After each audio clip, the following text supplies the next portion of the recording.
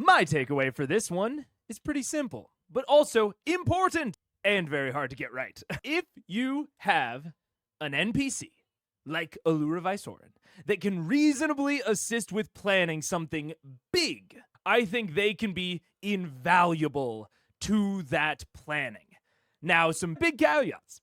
I generally believe that NPCs should not come up with any given plan whole cloth, even if they are a renowned general and your PCs are former urchins. The broad strokes of the plan, I believe, should still be up to the players unless they explicitly give over the responsibility of planning to the NPCs. Like the NPCs in our case should not decide between going to Amon versus luring Thordak to Fort Daxio. They can take over any amount of details that your players are either uninterested in or just can't seem to agree on. And that can take a lot of forms. And many involve things that the DM is just straight up better positioned to pitch in on. This was one of the big things that I thought about outside of the actual stream, is that the DM is explicitly positioned better for certain aspects of planning than the players are. And I think the big two are timing in general, like this will take this long, that will take that long, in terms of like how long things, literally take in the world, and also physical positioning within the world. Very much just the DM having greater world knowledge than the players. To make it more concrete, I think that Allura could have provided Vox with a lot more concrete details in terms of how long everything would take, and more pertinently to like the actual slow part of the last episode, she could have taken a side on the Keyleth versus Vox debate regarding Fort Daxio specifically. None of the PCs have been there, and Allura easily could have. So she could have decidedly pitched in and said, Fort Daxio has plenty of areas and space to spread out your forces and such preparations that could allow us to scatter if there's a surprise attack. If none of that is true, she could have pitched in with /4 Keyleth, saying, well, if a surprise attack were to be sprung, especially with a flying dragon, all of our troops at Fort Daxio would actually be very vulnerable. None of the PCs know. The NPC in this situation is positioned to provide the players with more concrete knowledge that can put them on more of the same page when it comes to planning, allowing them to focus on the things that they actually disagree on, rather than getting caught arguing based on different assumptions. I think it's very likely, or very possible, I should say, that Keyleth and the rest of Vox are picturing Fort Daxio very differently, and like picturing where the troops will be very differently. And Allura is very much in a position to dispel some of those like different page type assumptions. But how do you beta test a D&D map? I think that this is, I have like very basic advice, which is something called fishbowling. Fishbowling is I believe a Magic the Gathering term. I don't think it originated before that. I think it was made up for Magic. But it's essentially where you sort of play like one-player chess, where you just take the players, take any allies or any prep that you predict them to have done, and you just go through the battle as if you are the players. And you try to think about the coolest or most strategic things or the most realistic things that you think each of your players would do. Fishbowling, I am generally of the opinion that it's not very hard, but it is time-consuming. D&D combat is time-consuming in general. It gets even more time-consuming when you're the only one doing it. So that's like the most basic way, I think, to beta test a map, but it's also the one that's like the most time and the most work. Beyond that, I use a lot my dots and dashes technique. So I'll abstract the map into the dots and dashes, and I do kind of what is almost like a shortest path analysis. So what is the absolute quickest way for them to win the combat. Whatever I define winning as. I get a shortest path in my head and say if they do exactly the perfect things and the enemies all do the exact worst things, how will this combat resolve? It's much faster fish bowling because you're just kind of looking at the absolute ideal case where they make perfect decisions and your enemies make absolutely dog shit decisions. And that'll let you go through it really quick. And you can kind of see, okay, was that interesting? Did the map sort of fall apart here? Did they, in the absolute ideal case, did they ignore this section and why? It gives you a little bit of information there. And then you can invert that and say if the enemies make the absolute best decisions, if they somehow magically know all of the weaknesses of all of my players, and the players stand in the entryway or just make the most basic of movements, how quickly will they die? Right, this is in a situation where I assume that the players TPK and that the enemies do that absolutely as quickly as possible. How quickly does it take for them to TPK? And are there segments of the map that make that more or less favorable for the enemies? And you can sort of compare those two cases. Those two fish bowling scenarios, like the ideal case for your players and the worst case scenario, like basically best and worst case scenario. Those, I think, as opposed to doing like a realistic fish bowl, it's like, it probably takes like a fourth to a tenth of the time of like a normal fish bowl, I would say. Because both cases result in the combat ending insanely quickly. If there's a certain part of the map that is ignored in both the best and worst case scenario, I tend to believe that it will probably get relatively ignored or at least underutilized during the actual combat as well. And same thing goes for if a part of the map is ideal for the players to utilize and ideal for the enemies to utilize. That doesn't necessarily mean that it's too important, but it does mean that it's important. It's like a part of the map that you really want to focus on and make sure that it's interesting to participate in, because in that case, if the players are both playing strategically and the enemies are playing strategically, they'll both want a portion of the map, or they'll both go through that portion, or they'll both utilize that portion. So you can sort of compare those two. And if there's a part that is really important for the players to utilize for their best case scenario, but not important at all for the adversaries to utilize in their best case scenario, I tend to like those parts of the map a lot. Those tend to be parts that I'm like, those are good, they're situational, but the adversaries might need to go up there, but it's not really ideal for them to be there, or vice versa. Those are the sorts of things that I think through. Now, I also don't do that for most maps. I will say, frankly, I beta test very few maps.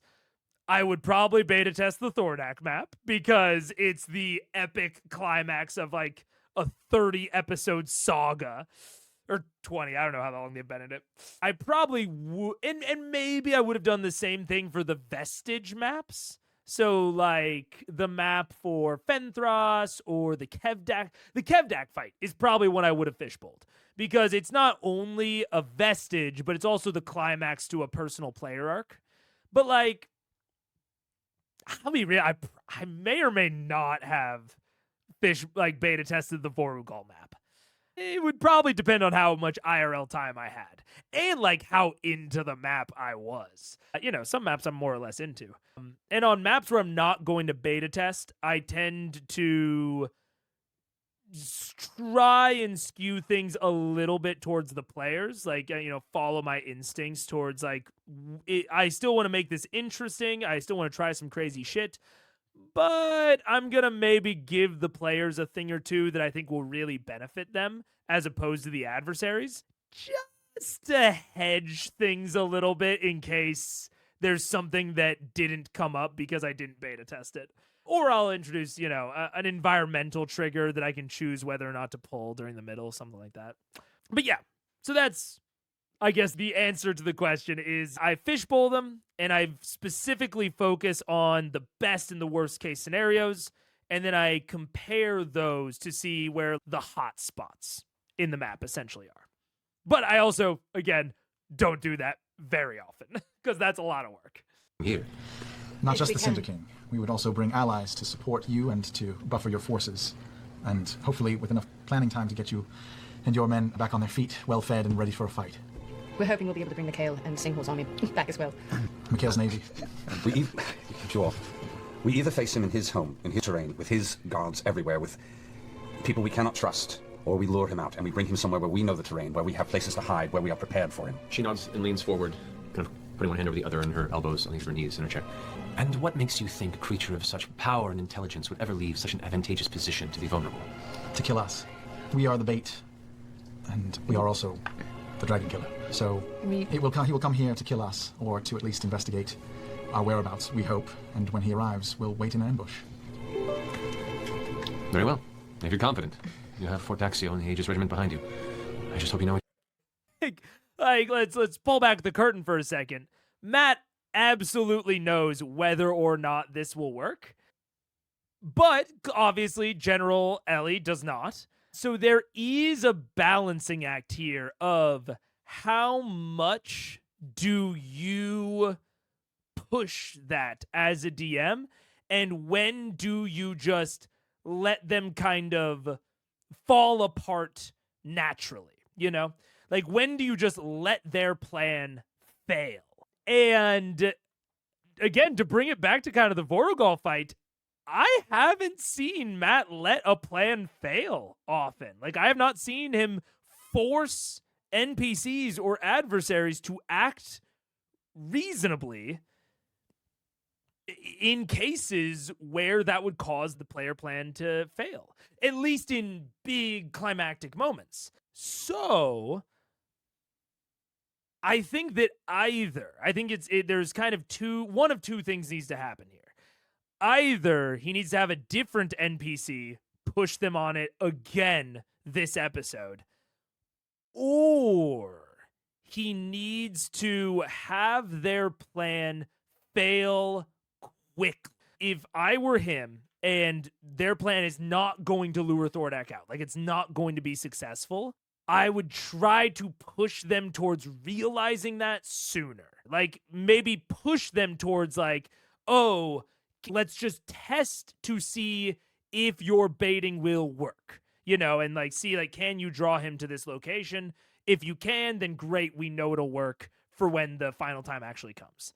Like, try to push them towards that sort of thing. Now, they may go against that. They may not want to do that because they might say, oh, the bait will only work once, whatever. But I think you want to, if this won't work against Thordak, I think you need to push them towards realizing that sooner, because you don't want to have them prep all of this stuff knowing that it'll fail and have them essentially have wasted a lot of time. You want to minimize the amount of time that they're wasting. And if they contest you at every turn, if they say, no, we're going to do this, we are not going to test it sooner, we believe it'll work, we believe it will succeed, then that ultimately comes down to a decision for you as the DM. Am I going to have Thordak act unreasonably? If you think it's unreasonable, am I going to have Thordak act unreasonably just so that all of this time was not wasted? Or am I going to allow them to have wasted that time? Now, I would say in this case, if they contest him at every turn, if they say, no, this is the plan we're doing, we are fully committing to it, I would probably let the plan work.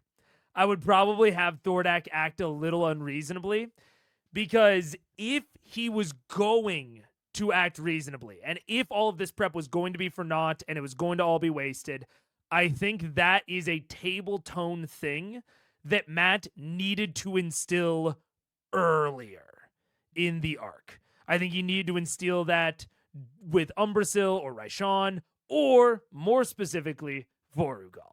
Whereas I think he has instilled the opposite. I think if we just go based on Matt's previous actions, I would say that lends the players towards thinking that if they just try hard enough, this plan will work. It doesn't matter how reasonable or unreasonable it is on the back end. If they try their absolute hardest, Thordak will come. And I think that Matt has trained them into thinking that way. And so I think that that is the way that he needs to continue playing it, at least until the arc is finished. In the next arc, the next saga, what have you, I think you can maybe kind of reteach them, or they can relearn things. They can say, this adversary is a different kind of adversary, and you can do some more flexible things there. But I think to finish out this arc, you need to stay a little consistent, at least. Vox Machina got Thordak acting unwise. Yeah. Do you have any guesses based on where you are now, how many episodes till the Thordak fight, both if this plan fails or if it works? If this plan works, I'm anticipating Thordak fight on 76. Ooh. The thumbnail colors are something that I have long ago seeded as a spoiler that I'm just gonna have.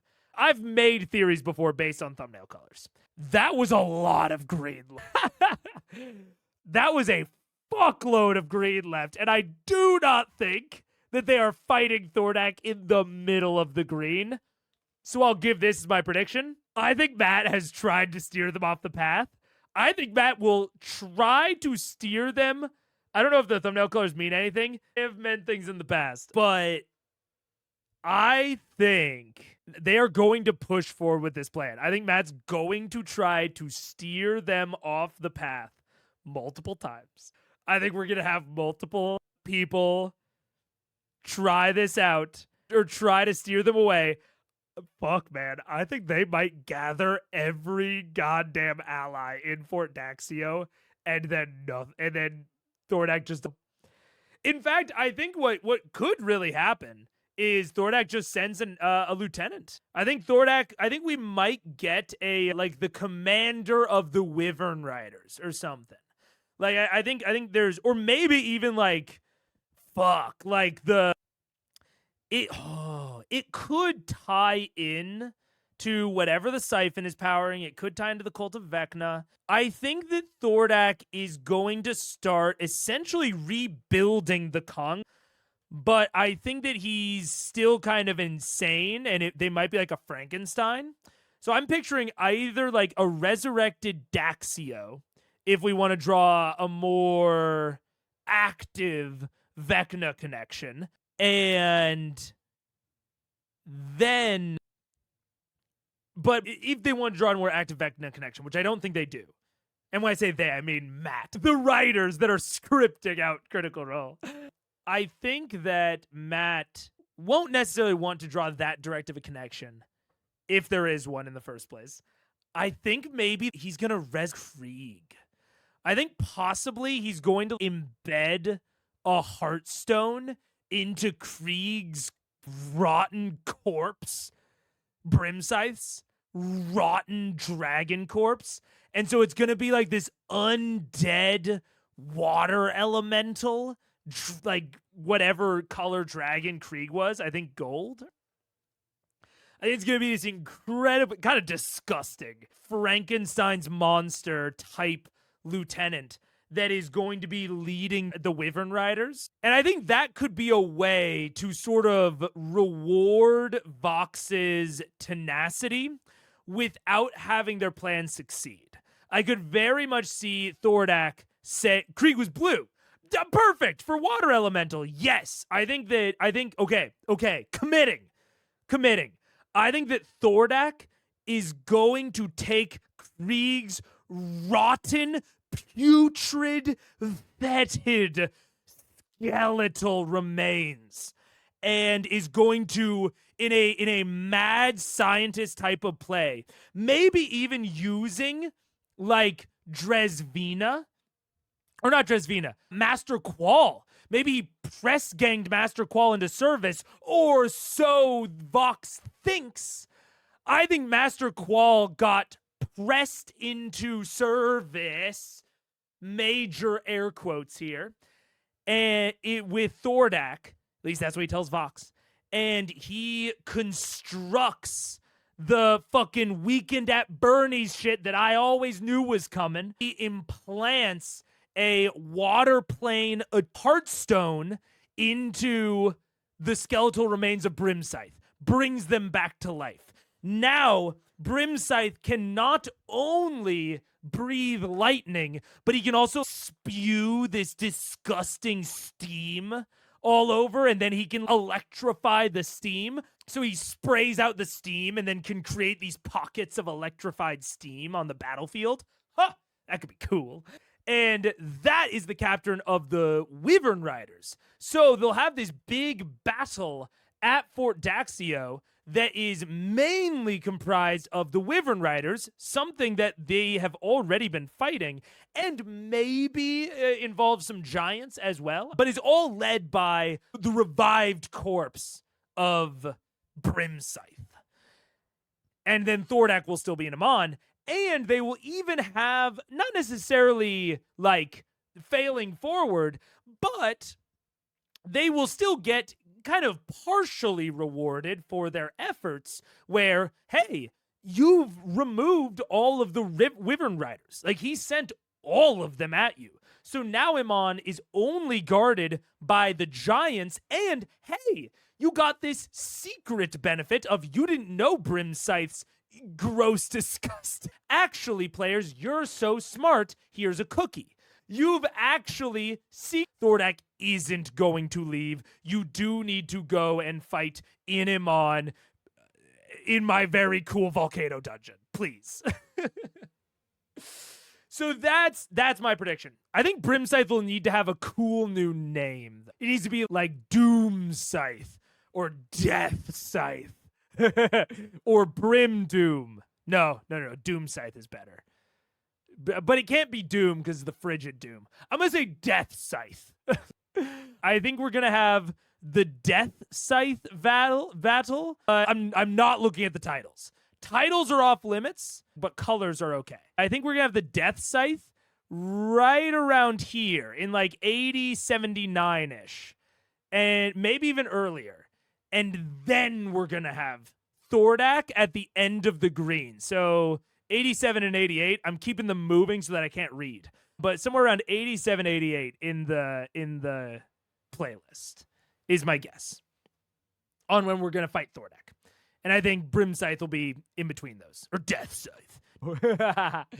Yeah. Wait, you started a thought? No! If not in the middle of the green, then when do you think they're fighting Thordak? At the end of the green. I think end of the green is Thordak, middle of the green is Death Scythe. Is what I'm going with. Yeah. Blue. You think the fort being named after Daxio is now like a fort named after a Confederate? I mean, it seems like the actual Daxio was fine. Seems like his dad was chill. What's his name again? Mikhail? Michael? What's his name? Yeah, Mikhail. Seems like Mikhail's a chill dude. It's just his shit-ass son. Also, his son was adopted, so he has big, Dio energy. That's what I get a lot from Riskel. I get big Dio energy. So I don't really think it's on his dad. I think Mikhail's probably fine. No smoke, no. It's steam. Steamed from the steamed lightning. Steamed lightning. Steamed lightning. Death Scythe might stray a little close to home for Laura Bailey, aka Maka from Soul Eater. I have no idea what... I've never seen Soul Eater. So maybe it will be Doom Scythe. I don't know. Who knows? Or it might be Brim Death. Brim Death actually is okay. Brimmed Death? Brimmed Death? On the brim of death? On the brink of death? The brink of death. I don't know. The brink of doom. What about Raishawn? Where does she fit in? Raishawn Gilmore? Oh, wait, pause? Record scratch? Raishawn Gilmore? I think Raishawn is not dying this saga, is not dying this arc. I think Raishawn is still alive by the end. I think she is the equivalent of Ripley. So like Ripley, is kind of this lieutenant type villain for the Briarwoods. I do not think that Vox Machina is going to see Raishan's living, non-illusory body until after Thordak is dead. I think real-life Raishan might show up to interrogate the corpse of Thordak. But I think there's even a chance that she doesn't. I think she might be too afraid of Vox potentially killing her, and they might find out that she, like, went back later and, like, gathered the bones and talked to him later. Or she might fully commit to the next villain. I think she might totally commit to the next villain. But I think she is going to be a Ripley-like character where they end up fully facing her during the next arc or the next saga. I think she'll still be alive by the end of this one. Yeah. All done. Should I label the continents? No, I think I know the continents just purely based on shape. Because the continents generally look like blob, skinny blob, big ol' fat blob. I think this is about right. And this is Tal'Dorei, this is Marquette, this is Othanzia, and this is Wildmount. I've got a memory for maps. So I think if I literally just see the outlines, I'll look at how exactly to do that. I might start using World Anvil for that. And just like, so I think that's what's gonna come. I think that is more long like Asia. Oh, it's a little bit wider. Tal'Dorei is more skinny and Wildmount's more horizontal. That tracks in my memory. Anyways, so yeah, I think in terms of the Greens, I think Matt is going to go forward with their plan. It is going to, on its face, fail, but it is going to be a failing forward moment where they don't get what they want, but they do get something helpful, which I think will be good. What you doing? Oh, we do. We've killed, like, a number of them, and none of us have died yet. Well, Not even a little bit. Yeah. Like, we started with this many, and this many is still here. I mean, technically, You know what I mean? we started the day with this many. That's right. Yeah, it is. Yeah. What's unconsciousness? You can see your expression drop a little bit into a curled eyebrow of confusion. Three down. There's no guarantees, but this is the best bet. This is the best place for us at this point. I'm sure you understand. Do you have underground facilities, something that guards against dragonfire? And we noticed a few of the trebuchets when we walked in. How many of those do you have? Functional 3. We can work on that. Percy? How many non-functional? 12. We can work on that. Very not functional. Look, this is... Siege warfare hasn't been necessary for a very long time, let alone counter-siege. Fordaxio hasn't been under attack in close to 200 years. It could happen. When was the last time ancient dragons took over the land? Which is exactly why we don't have any dragon fire-protected subterranean tunnels. Right. My apologies, but, even our budgets are limited. Well, we can get to work. We can get people in. We can start making this place ready, and we can start making a plan. We have a lot of power and a lot of energy at our disposal. Yeah, it's a montage waiting to happen. How soon do you imagine this to transpire? The montage? Oh, we can get started right now. No, I mean, call... Wait! She waves her hand and interrupts the montage. Wait. Gonna build some tunnel. It will take us a few days, if not At weeks, to least. summon all of our allies here, and we'll need to get your forces ready as well. Is this something that you can fully support? I mean, would you rather fight bravely against a dragon than die a slow starvation death? We exist here as protectors of Iman and the Council of Tal'Dorei. With the current state of things, what's left of those things that we choose and have given ourselves to protect, if we can, we will. So yes. Rockin'. Well, step one is food, then. Yeah, resources and food. What time is it here? Just grain and farmland all over the world. I'd say it's Green giant. it's midday. Midday? We need some source of water, too. We have one pitcher of water whenever we need it. Yeah, Actually, amen. they might already have a well Like, here. yeah, well. It still rains here, and it has watershed elements that come through the Upland Pass from the Cliffkeep Mountains. It's just the ground in this particular valley, like elements of the Cliffkeep in the north, it just isn't very fertile for any sort of vegetation to take root. Food can grow underground, is there? So you can't grow anything? Okay. Can I get someone to kind of take me to like a courtyard or something like that? I mean, they have the courtyard is the area between the outer wall and the fortress itself, which is all built into the side of the mountain. Can I do some sort of, druidy soil test, pH test or something like that? Make a nature check. See if I can grow stuff here? But like a plant growth style. Just a nature check? 15. 15. I mean, it doesn't take too much for you to find out, but the dirt here, the land itself, is very nutrient devoid. It is a near salt and rockland, which is why a lot of it does not facilitate. I'm gonna continue that conversation because I feel like we were just getting started. So you want the Pokemon system of like type weaknesses in D&D? I mean, here's what I'll say.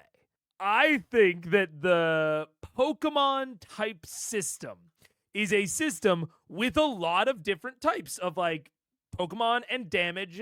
And I think that the way it is implemented really highlights it and like uses it really well. I think that the Pokemon type system uses what it is to its full advantage compared to D&D's damage types, which are so prevalent but used for so little. Like, I just think that the damage types are criminally underutilized. Like, to compare it to something like Blades in the Dark just has physical and arcane damage, or magical. That's it. Because it's like, oh, we don't need to, like, dive into all of it. I mean, even the distinction between, like, fire, water, earth, like, all that, like, you could just have elemental damage. You could have mental damage. You could have, arcane damage if you want to, like, segment it all even more. Yeah. Like, the fact that there is a distinction between force and bludgeoning, there's a lot of damage types. And I don't think that the amount that is currently utilized justifies how many damage types there are.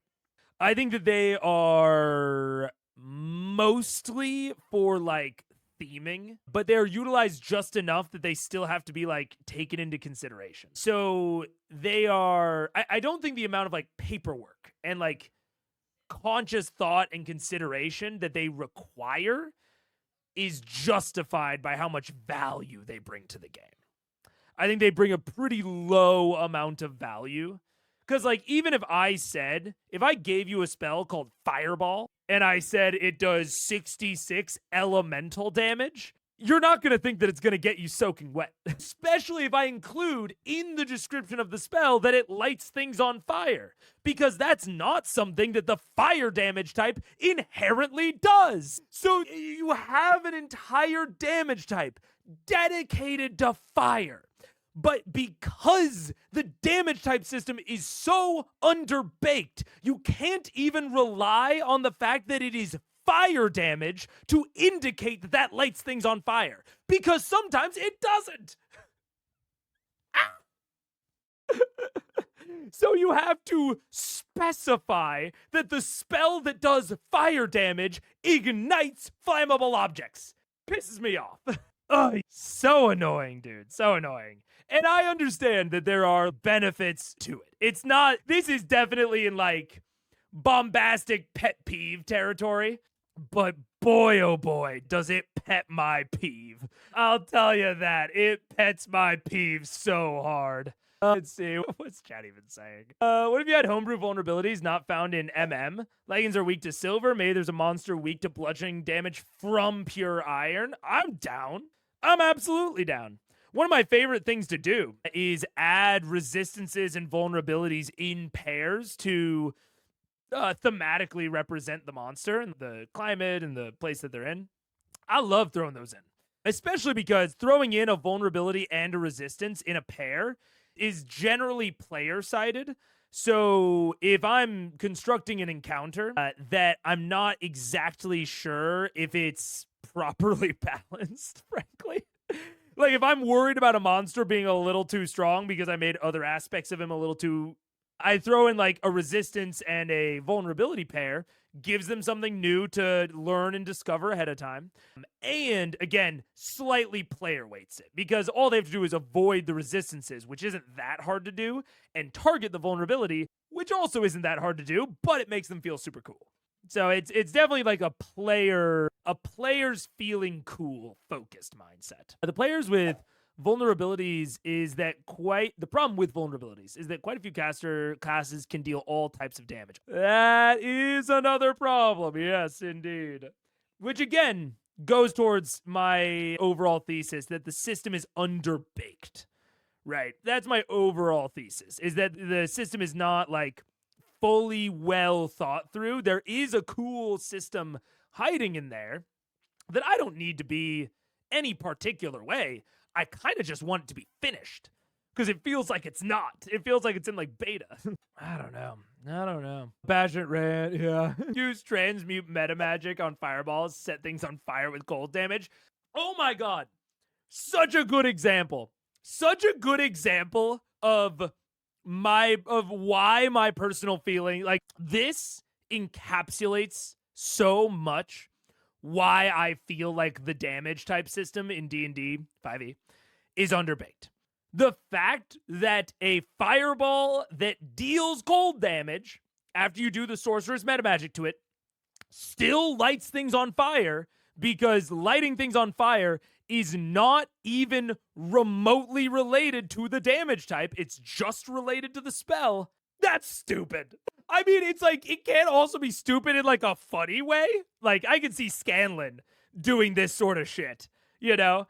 And it's very funny of Matt trying to figure out how to describe how cold damage light things on fire. Like, that's funny. That's comical. But it's funny and comical in the same way that the stupid pipes that the plumbers put up were stupid and comical, where they like jutted out into the middle of my kitchen and like barely avoided like cabinets opening doors. It's fun because it's dumb, but it's also just dumb. Oh my god. Yeah. The meta magic lights things on fire with freeze or burn. Yeah.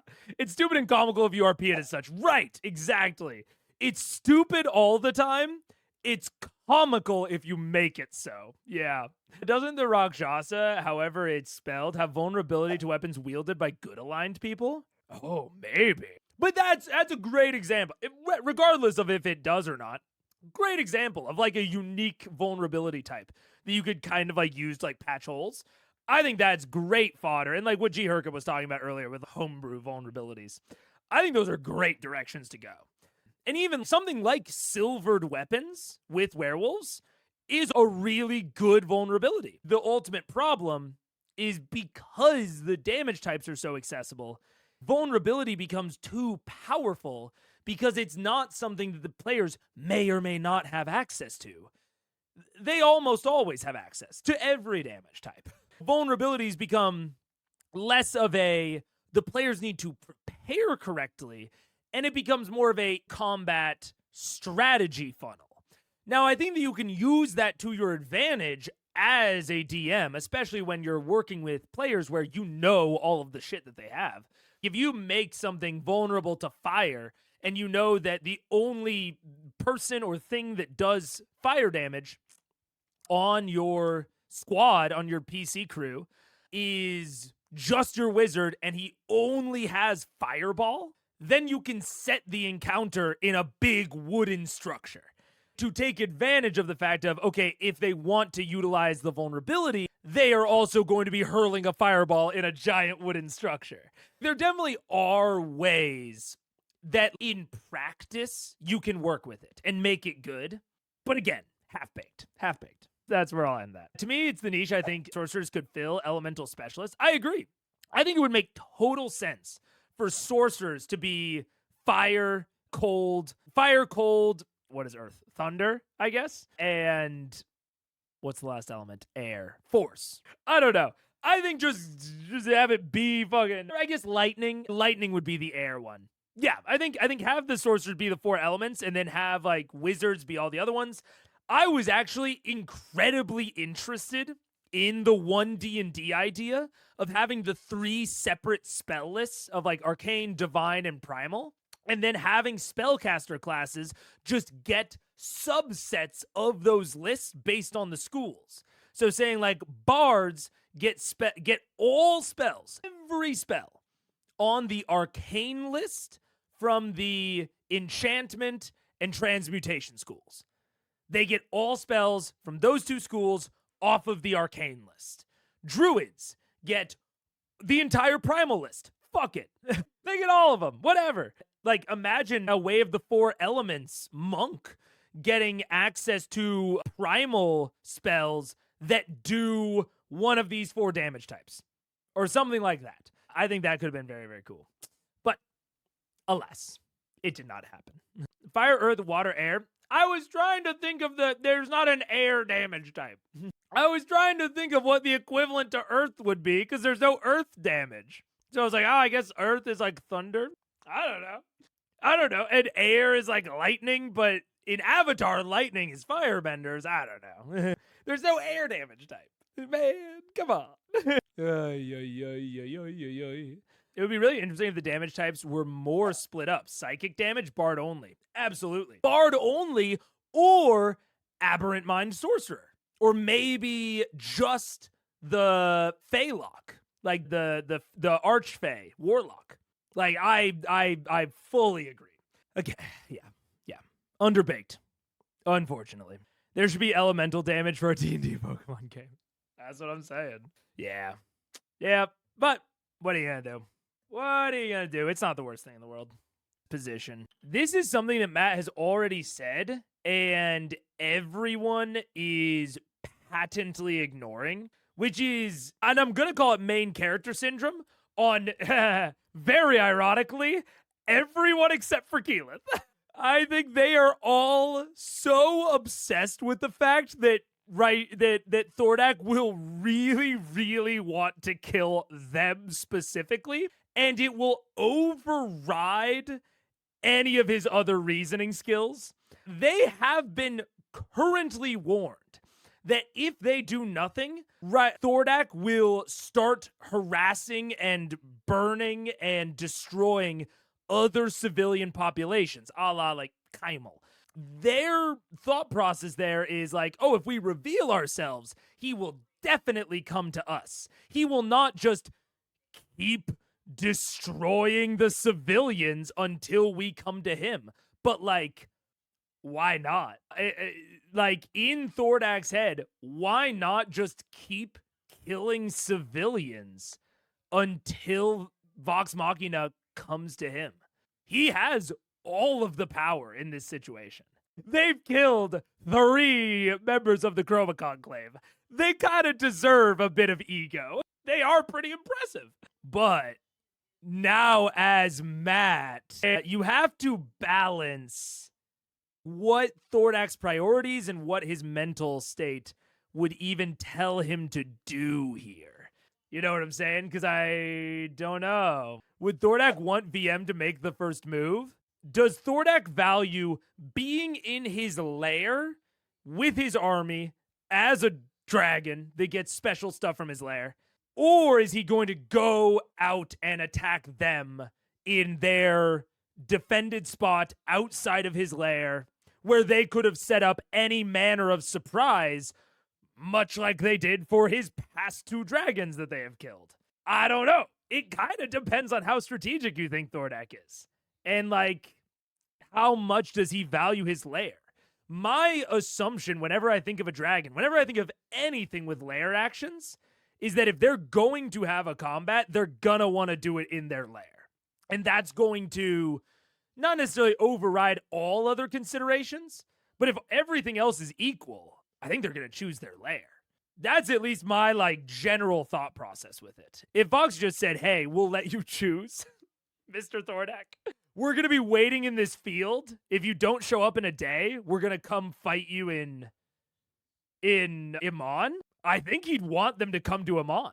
And them waiting in a random field is much less defended than them waiting inside of Fort Daxio. But even in that case, I think he'd still want them to come to Iman. Just because it's his lair. Which maybe I'm putting too much emphasis on the lair. I don't know. All of his conclave are already dead. In his POV, killing randoms until they break and come to him feels perfectly within character. That's what I'm totally saying. The Tyrant King, if he just sends them a message via Raishan or via someone else and is like, hey, I'm gonna murder 100 children for every day that I do not see you on the field outside of Iman. And for every day after the 1st, I'm going to kill 50 adults. And for every day after that, I'm going to kill 50 elderly people. And I will keep racking up the body count until all of Taldore stands in a burning heap under your safe feet. Your move, Vox Machina. Like, why not? Why would he come to them? I don't know. That's the decision you have to make as Matt here. is you have to justify it within Thordak's head. Hello. Paige said that was scary. I'm playing the villain. I was thinking for a bit now that Thordak might just go, okay, kill my dragons. I'll kill the weak. Now we both feel bad. Yeah. If he attacks them, he knows the time and place. If they attack him, Thordak knows nothing. I think there's an argument there. I would personally say that that's a slightly more strategic argument. And so again, I think it kind of goes back to what can you justify in Thordak's head? Does he value that knowledge more than his lair? My gut instinct is no. But it kind of depends on how you've characterized Thordak so far. If you've characterized him as a real schemer, a real Raishan, I think Raishan would make the choice that you're saying. Like attacking while Raishan knows the time and place over attacking in her lair. I think that's a very reasonable Raishan play. I don't know about Thordak. It's hard to say. Hard to say. We've heard so much about him secondhand that it's really hard for me to predict how he would act and think about, you know? Almost like they are main characters. It's funny. I've seen individual CR characters accused of main character syndrome, but not the party as a collective. I'm saying, dude. I'm accusing all of Vox Machina right now of, in this moment, having a bit of main character syndrome. I'm accusing. I'm throwing out the accusation. But they are indeed the main characters. VM has only seen dragons willing to move, so Thordak is throwing them off like you and Raishan. I mean, yeah, that does wrap back to what we were talking about earlier, Crazy, is like, I think it is more reasonable. Like, I'm poking at Vox's plan right now, but to give them credit, I think that Matt has trained them to think this plan is more reasonable than I think it is. I think they have more reason to think that it will work than they probably should. Because, yeah, like you said, we've purely seen dragons that are very willing to move. And very willing to at least do a turn or two of combat outside of their lair. So yeah, elderly people. Yeah. That's actually like a silver lining for Vox. They're just like, oh man, if we can get through the children and the adults, then we can have all of the elderly people gone.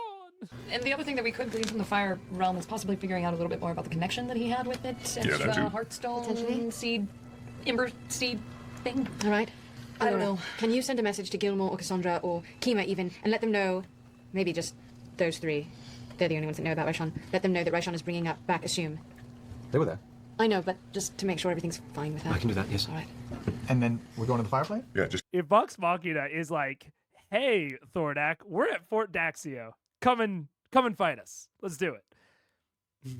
Thordak starts assembling his forces on the field outside of Fort Daxio. Or maybe not even forces, a small contingent, a small battalion. Vox looks at it. They go, ha! What is that? That's nothing.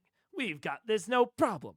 And then, as the day goes by, Thordak's forces just start erecting, like, crosses or pyres. And Thordak, use it, because he has that, like, booming, projecting voice. I will burn Taldore while you watch. You will not be able to imagine it as some far-off thing. I will bring all of Kymel. I will put them out here, and you will watch as they die. Come to Iman. And then he flies off. And every day that they sit in Daxio, more people show up. And, like, get loaded into wagons and taken to the outside of Fort Daxio. And if Vox Machina kills the battalion that's there, another one shows up with more people. And that just happens until they leave. Like I said, if you're running a darker type of game, but there's some ways it is one of the things with heroic, at least signaling parties versus villains. Oh, that's perfect, Jihirkum. Yes, I'll bring him on to you. Absolutely. It's one of the things about villains versus heroes. Like, that is one of the core things, is that, like, villains have to abide by their code. Watch any Batman movie. Any Batman movie, they take advantage of Batman's moral code. And obviously, he's the hero. He survives. He surpasses. He overcomes. But we do have to remember, as DMs, if we have a heroic party or a party that claims to be heroic, that is something that we can use against them. And it's one of the reasons last stream where I was talking about like how even Cassandra dressing down Percy, even if Percy does admit to being above the law, that is him having to characterize himself, and that's him having to characterize Vox Machina. And the moment that they have characterized themselves, which I'd say at this point, Vox Machina at least characterizes themselves as heroes, or wanting to be heroes at the very least, you can use that against them as a DM with your villains. If they want to be heroes, make them look at what that means. That means that you don't always get the advantageous position. It means that you don't always get to fight where and how you want, because you care about things more than the villain does. Or also any dystopian movie, you know, you can take some inspiration from, like Hunger Games. I'm pretty sure that Snow starts executing people in the Capitol during the Hunger Games until Katniss will come out or whatever. It's very much similar thing that Thordak could do. Yeah. I mean, actually, Sundry's an amazing example. Sundry's a really good example, and it wasn't even utilized in exactly the way that I'm talking about, of like, well, I guess it was. It was a bait. Yeah. Using innocence as bait is just like, it's like a villain staple. And the only thing to really think about and determine is how villainous you want to be. The Briarwoods, it says so much that the Briarwoods didn't wait for them to get there. Yeah, it was passive aggressive. Well, I think the Suntree was so effective because it showed that the Briarwoods were willing to kill all of those people whether or not Vox showed up. There was a super real chance of Vox never seeing those bodies. I think the implication is they would have just kept doing it until Vox did show up to see it. Like, that, which is insane when you really think about how villainous it is and how little they cared about for the populace. And you can take that in another way. Like a villain that doesn't actually kill anyone, just threatens maybe someone high profile or threatens a large group of people, but doesn't actually kill them, puts like a timer on it. There's also the type of villain that makes sure that the heroes are there to see it. Like wants the pomp and circumstance. I think it speaks a little bit more to an ego that they want to know that the heroes have seen it. I think there's a lot. Threatening innocence, very villainous thing. And the way in which they threaten innocence can tell you a lot about the villain. I think in general, it showed us that the Briarwoods didn't actually have a lot of ego. They didn't care. They didn't need to know that Vox saw their display. They put it there just in case, which really says something about them, as opposed to if they had waited and made it a whole pomp and circumstance and show. I mean, there's also a question on like effectiveness and all that, but yeah. Active in a way of delivering bodies to the heroes, but waiting for the heroes to see the bait. Thinking through. If you want to challenge this, if you want to support this and possibly challenge it later, like, I'm not even saying that they have like main character syndrome right now, but they are thinking purely in terms of Thordak wanting them and the fact that he is going to be searching for them, which again, they actually brought it up about the Vorugal thing after Umbrasyl died. This is such a great example. The entire, like, all of how the players are acting right now is such a good example of DMs training the players, I think. They're so right. After Umbrasyl died, Thordak didn't take it out on the civilian population. He just sent out Thordak and Vorugal and the Wyvern Riders to try and find Whitestone. And when he failed to find Whitestone, it seems like Vorugal kind of went back to business as usual. I mean, he at least did one hunt that we know of, the one where he died. And they have two examples. We don't know if he... Yes. And that is the... It's not like a fictional verisimilitude aspect of this. It is a us playing D&D aspect of this. The players don't know either. And because it's a question mark, it's kind of a, it's a quantum cat situation. It's a Schrodinger's innocent, Schrodinger's Iman. We have no idea if he took people out, if he didn't. That slips out of a player's brain. We have no evidence on as to what he did. The only evidence that we have is that there's no dramatic irony for a D&D game. Yes, you're totally right. Unless you're doing like visions or whatever. If we don't know it didn't happen, D&D happens in the players' heads. There's no dramatic irony. Yes, exactly.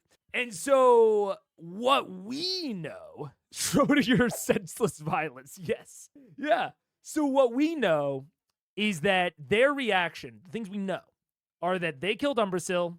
2 days later, they just confirmed. Vorugal and the Wyvern army went looking, and maybe they gave up. Maybe they took a break. Who knows? For some reason, they stopped for long enough for Vorugal to do a hunt. And during that hunt, he left his nest. They were able to lure him away fairly simply. So our players know that the things that they know. When you kill one of Thordak's dragons, he comes looking for you and then maybe gives up after a while.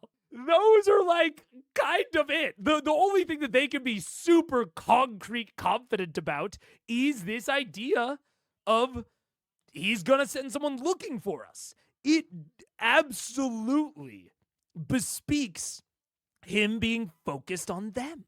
So I'm calling it main character syndrome right now. But if it is main character syndrome, it has been taught, or at the very least, not discouraged. Right. As a DM, you have to, or you don't have to, but I think it's good to think about and to try and identify those moments of teaching your players. It's hard to do, by the way.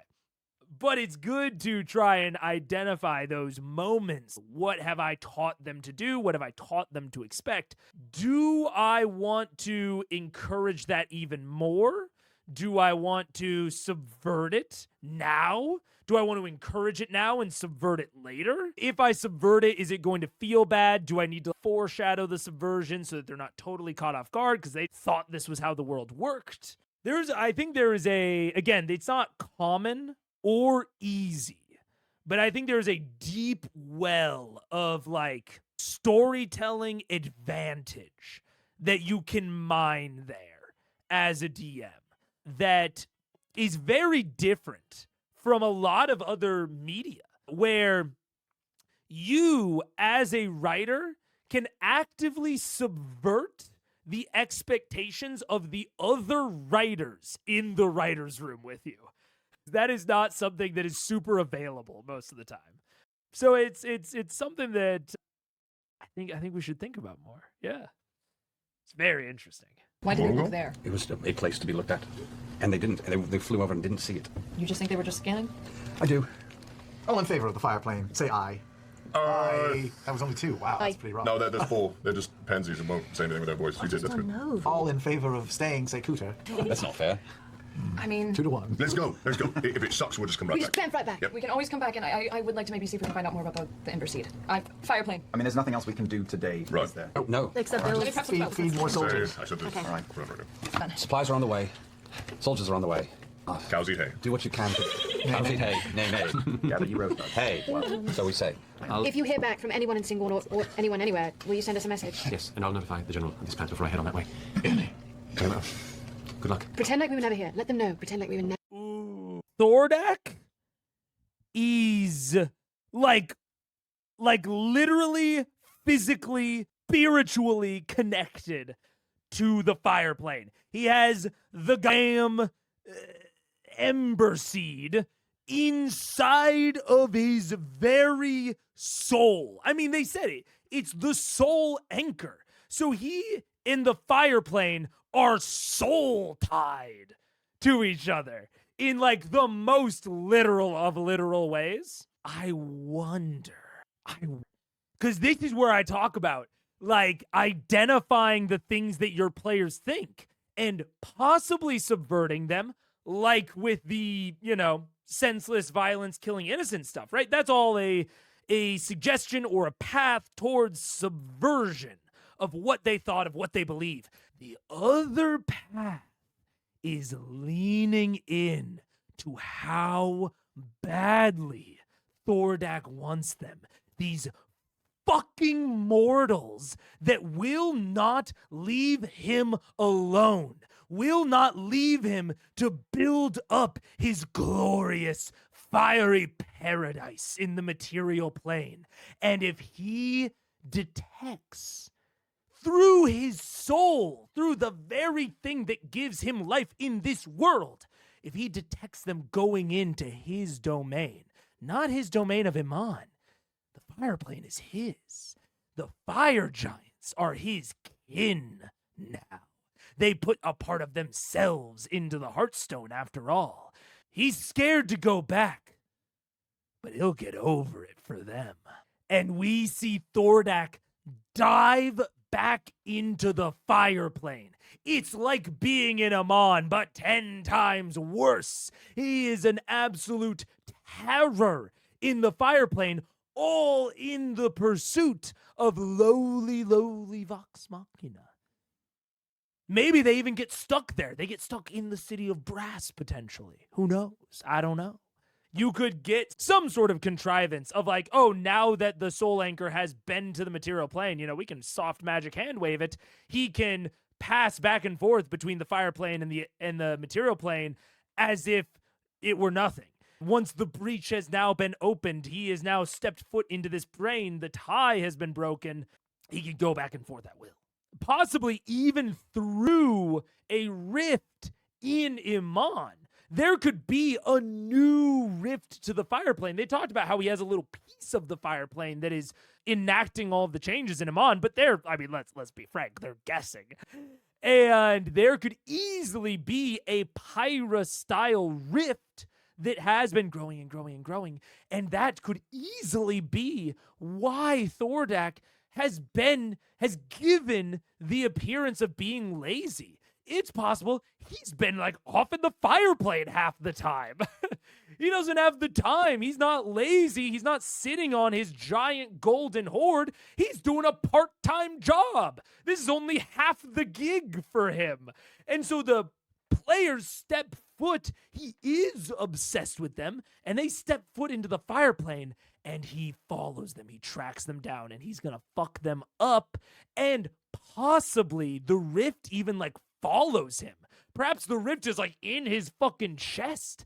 So all they have to do to get back to the material plane is dive through the rift, and now they're back into Matt's dungeon in Iman, and they can finish out the fight there.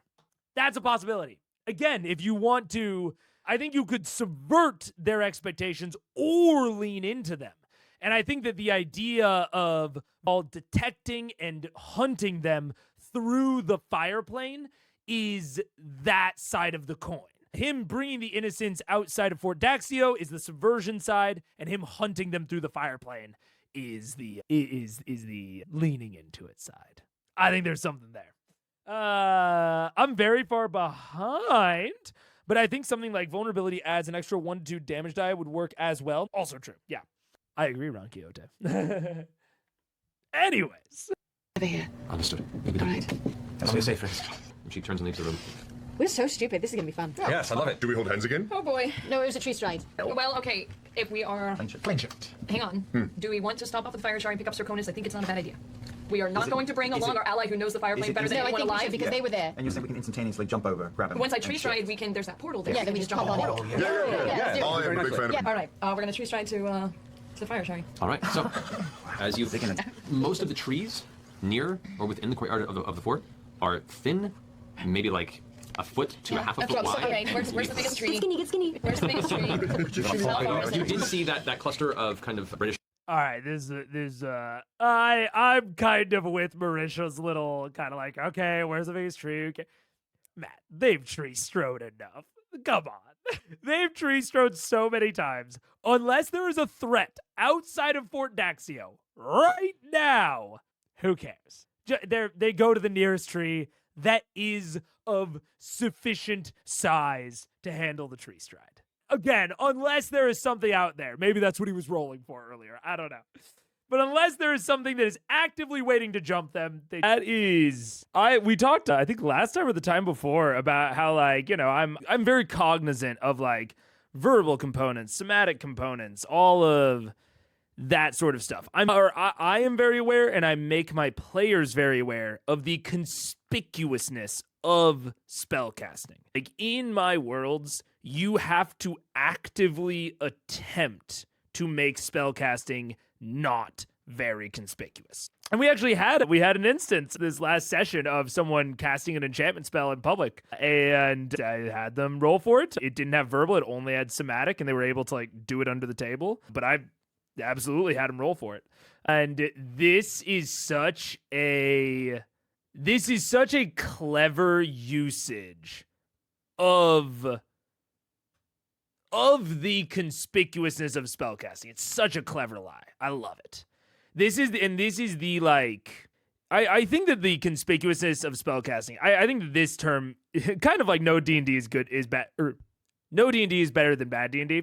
I think this phrase kind of gets overused, but I think that it applies in this context of restrictions breed creativity. It's like, if you can just cast any magic whenever, and, like, no one's going to notice or care, I think that takes a lot away from magic. Because magic is already so powerful that it's kind of like, okay, well, why am I not always casting all the time?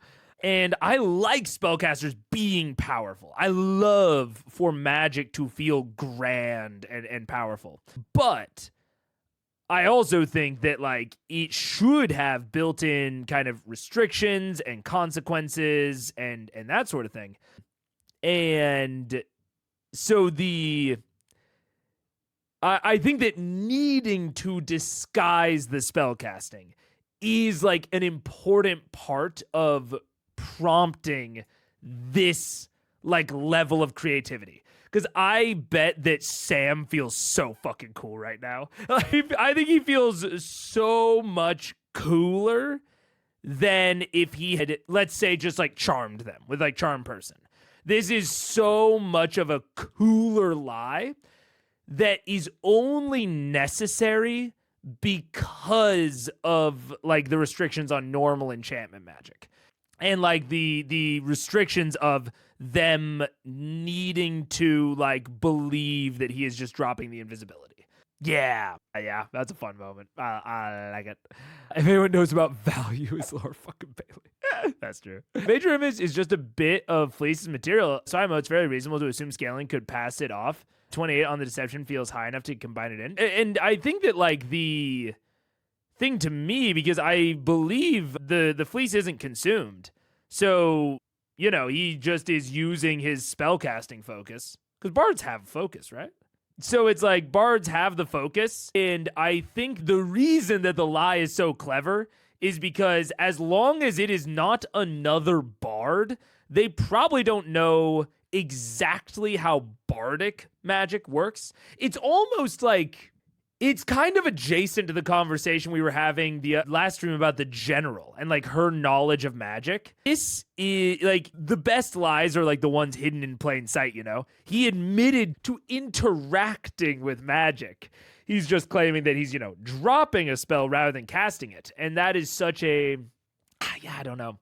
That's so clever. Like, he only needed to be clever because Matt would enforce, you know, Matt wouldn't just let him, like, sneakily cast a spell. Or at least he would make it very, very difficult. Yeah. There's also a bad thing here. People say casters are OP, but they ignore things like somatic components, which powers casters up in social situations. Absolutely, yeah. I think that's a huge part of the martial caster divide, is not really thinking through the consequence of casting in public. I was just talking to Paige. She is a wildfire druid, and wildfire druid has the little spirit that they can summon, but she asked me beforehand, She was like, oh, when my spirit is unsummoned, can I have him go into like a little lamp so that I can continue, role playing with him and, basically like the cricket from Mulan. And I was like, yeah, absolutely. That's so much fun. Yeah, when you unsummon him, he just goes back into the lamp. All good. But I was like, oh, if you are carrying a lamp around with you, like, what does it look like? And what it looks like will determine some things about how people view you. This is in Ghosts of Saltmarsh, and at first she described it kind of like a mining lantern, like something that you might wear around your hip in a mine. And I was like, okay, people are going to associate you with the miners, first impression wise. They're going to find it weird because you're an elf, but they're going to look at that mining lantern and draw some conclusions. And I was like, you could also make it into a necklace, but the necklace is going to have to look relatively ornate unless you do some stuff to scratch it up and scuff it up. But then, people are going to think certain things about that. And I ask my players what their casting looks like a lot of the time. What does the magic look like? What does the process of you casting it look like? Because all of these things could have an effect on how people see. It promotes creativity. I've already seen it. I asked one of my players what their casting looked like, I think 2 sessions ago. It's a wizard player. And they, very minorly described it. And then they were like, would I know how most wizards cast their spells? Would I just have that knowledge of, do all wizards cast like me? Do they not? And this is where I've talked about, I will sometimes just give over parts of my world building. And my response to them was like, yeah, whatever you want. I was like, I want you to make a decision right now. Either you can cast in the standard way that wizards cast, you can cast non-standardly, and weirdly. It's not going to mechanically change anything, but flavor-wise. And I will fully allow you to decide if you have that knowledge or not. And once they locked it in, it's locked in. And they decided that they did know how most wizards cast. And they used that later in the session. They did a performance check to try and fake as though they were casting a higher leveled spell against an enemy wizard. So they were fighting Sanballat, if you know the Ghost of Saltmarsh. They were fighting Sanballat. And she cast Phantasmal Image or something. It's a first level psychic spell that makes them see their worst nightmare, essentially. And she asked if she could make it look like she was casting some sort of summoning spell and deceive the other wizard, deceive Sanballat into thinking that she's much more powerful than she is. And I thought that was super fun. It totally worked. I had her roll performance. It totally worked. She rolled really high. And I don't think that had I not forced them to lock those things down and forced them to think about how their magic presents to others, I don't think she would have ever gotten to the place of, oh, I want to try to deceive them into thinking that I am higher leveled, because now she's thinking about, oh man, when I cast a spell, it looks like something, especially to someone else who knows magic. So yeah, I thought it was a very cool moment. I thought it was a very fun thing for them to try. And I think it's the reason that she thought about it is a very similar reason that Sam is thinking about it here, which is pretty purely this aspect of forcing them to think about how their magic is perceived from the outside, And I think the exact same thing goes for marshals as well. They walked into a forge and they were kind of haggling back and forth with the forge master, who was very affable, very nice guy. And he kept eyeballing my fighter's maul and was like, I'm sure that's servicing you fine, but I mean, we could maybe upgrade that. And my fighter's a battle master, and he was like, what? My maul's great! What do you mean upgrade? Do you have magic weapons here? And they were like, no, it just looks, I mean, I wouldn't, speak any ill of it, but, I'm sure you've upkept it fine, but just a bit of shoddy craftsmanship. I don't know. And my fighter player was very offended, which was very funny. Not in real life, but in the fiction of don't you talk bad about my maul. And earlier in the session, I had asked him to describe what his maul looked like. So I really like the aspect of reminding my players how they come off to other people. I think it helps really place them in the world and give me ideas for things to say to them, give them ideas for things to do. Wizards are book learners. Presumably there'll be one or more standards depending on where they learned from, but the question of if the magic requires a very specific technique is an interesting question. Yeah, and if that technique would be like recognizable. And when, the player asked me, I was like, frankly, I haven't thought about it in terms of this world and the world building it. I have not considered that. I'm down with either. Let's lock it in. And those are the sorts of questions and things that I love turning over to my players. Because the fact that that player asked me about it means that they are interested enough in it to ask. They're interested enough for it to come into their head in the first place. And if I don't care, if I have not based anything in my world off of an answer to that question, I love turning over that sort of thing to them. Because, again, it's something that I guaranteed know that they care about, at least to a degree. I think it makes them a little bit more, it's like that little, hit of investment, of ooh, I got to, decide something for the world building. That's cool. I like it. I think it's really fun. What's up, Farrowin? Thank you. My current wizard was a soldier, so I implemented the fact that since he was trained in an academy for war and other cadets, his casting is very much like standardized sequence of very martial moves. Yeah, that's so much fun. You could very easily justify being able to tell what wizard school they attended by their technique, for instance. Absolutely. Yeah, I think a lot of the material components are small jokes like that, which I think is very fun. But yeah, I believe it is, Epster, yeah. It's an interesting lore/mechanic discussion, especially with all the different casters. Absolutely. If it directly contradicts a mechanic, it just depends on how cool it is.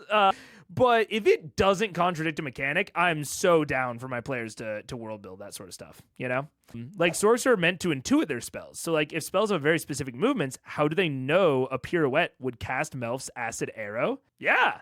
And, would they be able to intuit higher leveled casting? I think it's arguable, at least in my world, that, we have started to world build. I don't have a sorcerer. I have a druid and a wizard.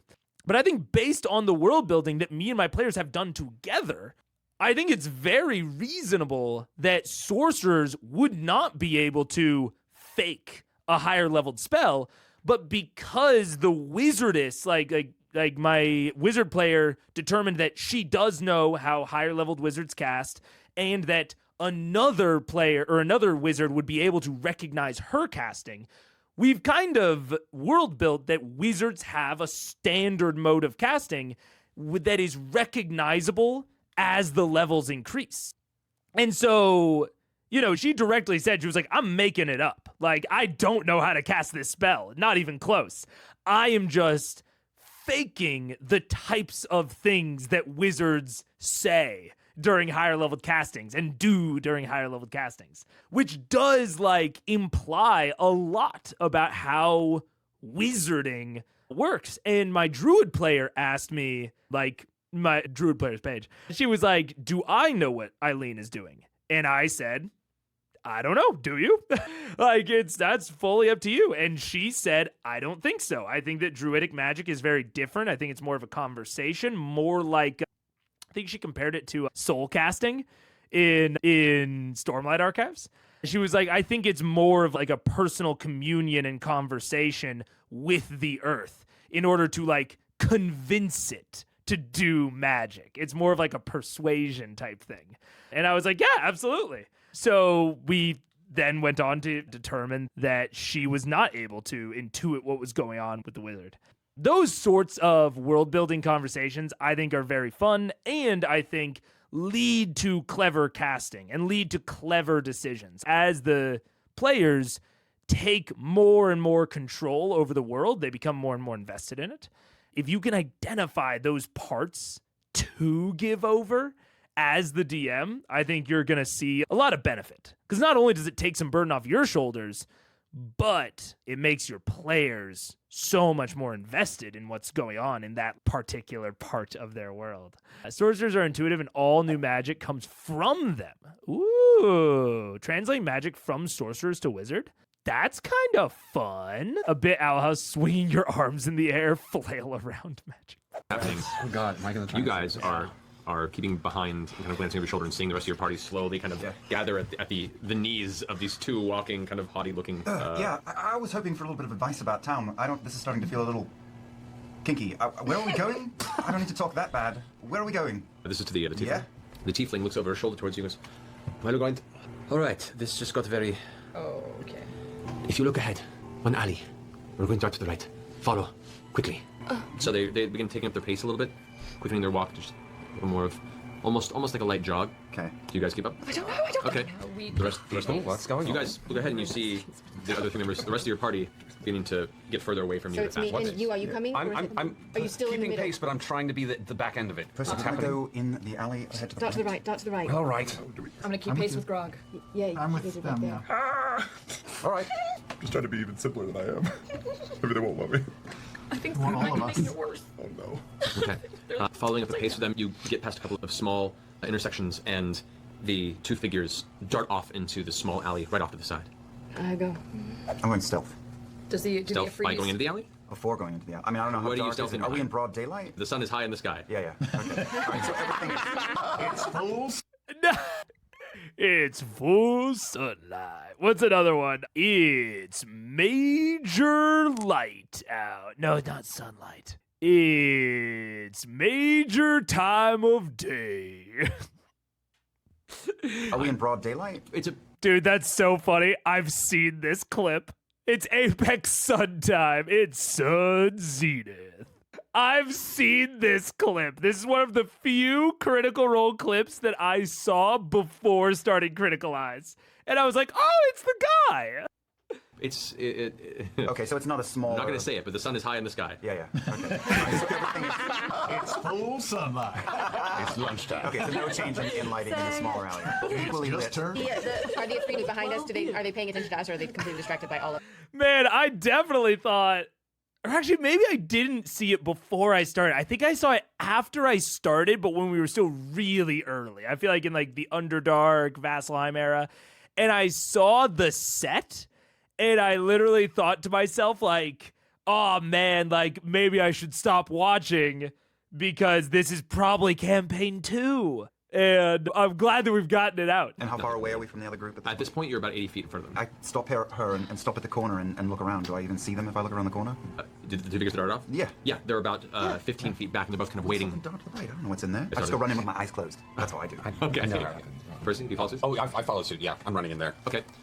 Three of you dart in. You guys watch as the three of them vanish into the alley. Do the Afridis react to them vanishing? No, but that's about 2 intersections ahead. Sure. The one that's immediately before you, the three go, Turn left to Pelor's temple. For God's sake, you two, tell them that you have to meet your owner.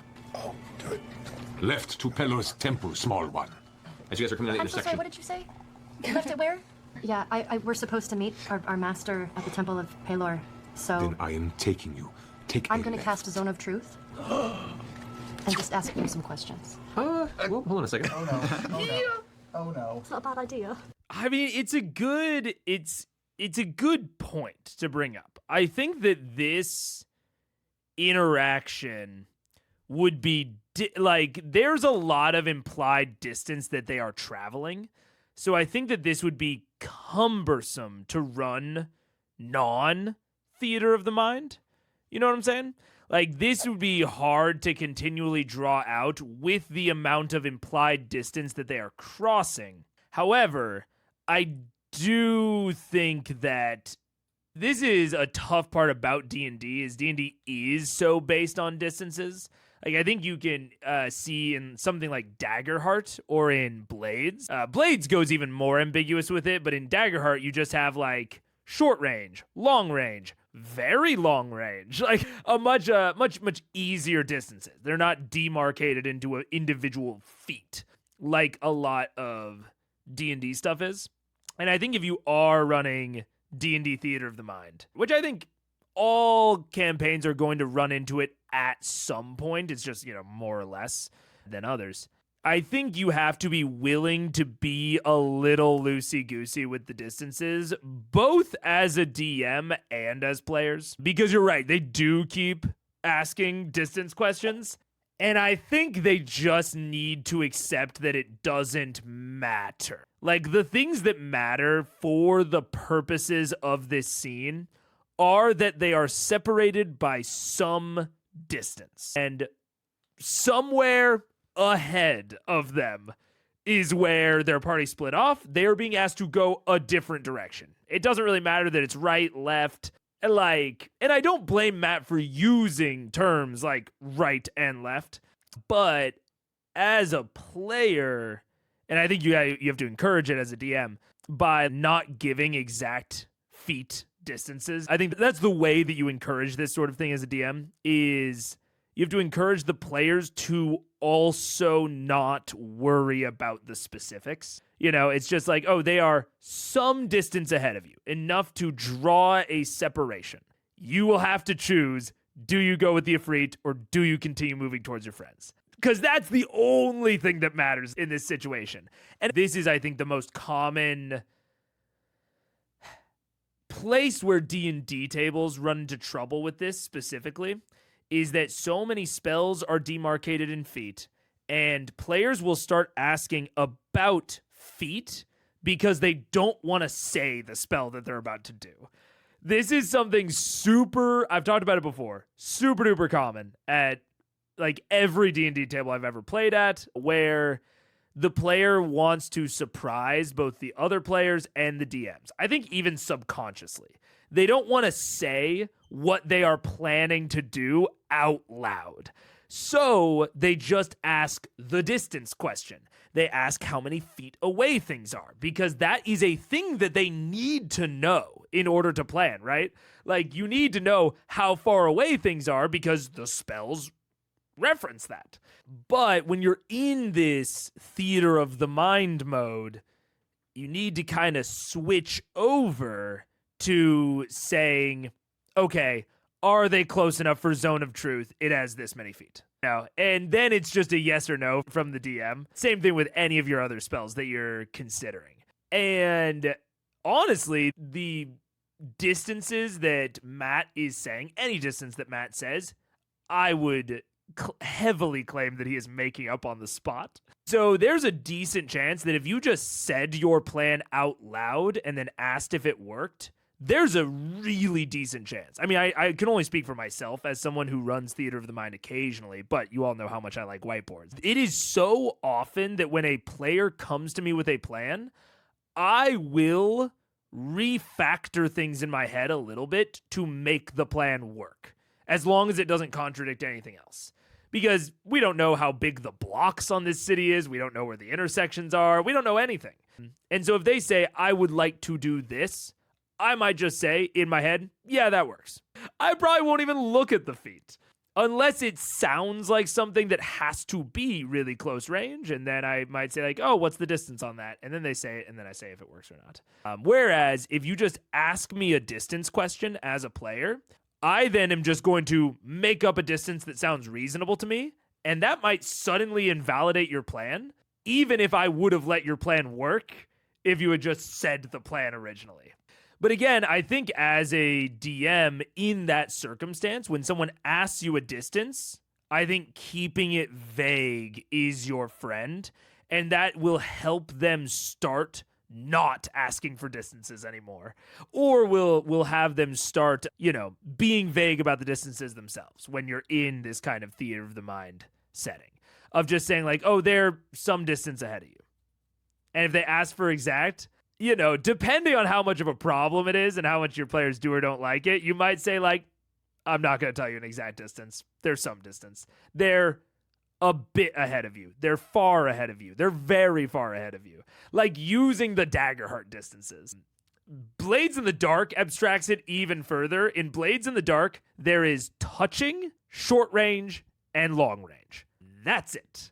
One of the Hound features in Blades in the Dark says that they have a scope that allows them to engage with their rifle at extreme distances. What does that mean? It means whatever your table wants it to mean. And I think that you don't need to lean into it that far, but I think that Theater of the Mind works better when you lean into that sort of thinking, at least to a degree. But yeah, I think that gridded combat is very fair, and I think that a lot of war games, use it very, very, very well. I think that D&D rides this weird line of benefiting from some of those more like gridded wargame aspects, but also, especially in social, I think it encourages during social and exploration to transition more into a theater of the mind sort of thing. So it encourages like this like transition in and out, whereas something like Blades in the Dark tells you to not use a gridded map. Blades in the Dark tells you do theater of the mind. And Daggerheart strikes a weird balance with it as well. So yeah, I don't know if all that made sense, but I think D&D's, my overall thing is D&D's in a weird spot with it. And so I think you have to figure out how you're going to run it, because I think it's very difficult to never run anything theater of the mind in D&D. So you got to figure out your preferences for it as a DM and as a player. No good ideas anymore. It's okay. It's all about good ideas. It's really true. Oh my god. Well, what I would have done was... No, it's good, it's good, it's good. Sometimes you get lucky with a bad idea. We're like... All the game is getting lucky with bad ideas. Lucky That's a sports begin casting the spell, because casting the spell it's a very, it's a physical thing. So you begin to kind of whisper your various divine incantations beneath your breath, and your holy symbol of Serenray begins to glow. Though diminished this far from the prime material plane, still effective, you get partway through your incantation before the two Ifriti who are kind of flanking grab Grog by the shoulders and forcefully push like a giant wedge, trying to shove your entire group to the left down the street. You, being the immediate brunt of that, basically are getting shoved in the shoulder and off the side. I need you to make a Constitution saving throw to see if you can maintain concentration on the spell. Okay, yeah, so as you're part of the incantation before, it just gets completely scattered halfway through and the spell's lost. You still use the spell slot, though. Okay.